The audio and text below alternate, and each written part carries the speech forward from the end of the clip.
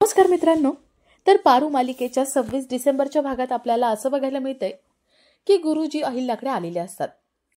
अहिल्या गुरुजींना अनुष्का, आदित्य यांची पत्रिका दाखवते. गुरुजी म्हणतात, मी तुम्हाला आधीच सांगितलं होतं, ही जी मुलगी आहे ही आदित्यची बायको नाही होणार आहे. आदित्यची बायकोची आई गेलेली असणार आहे. ती बिना आईची मुलगी असणार आणि गरीब घरातली असणार. अहिल्या म्हणते, पण गुरुजी मी तुम्हाला सांगितलं ना, अनुष्का ही एकदम परफेक्ट आहे आदित्यसाठी. अनुष्काची आई नाहीये, पण ती गरीब नाहीये, ही खूप श्रीमंत आहे.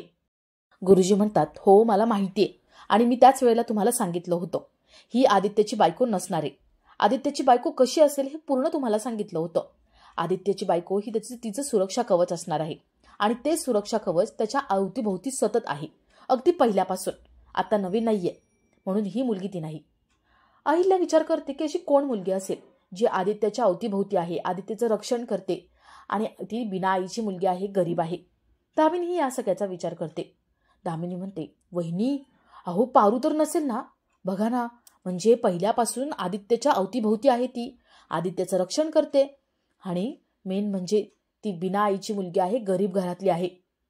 पारूचं नाव ऐकून अहिल्याच्या पायाखालची जमीन सरकते. आता अहिल्या पारूच्या मनात काय आहे ते विचारेल का हे बघण्यासारखं असेल.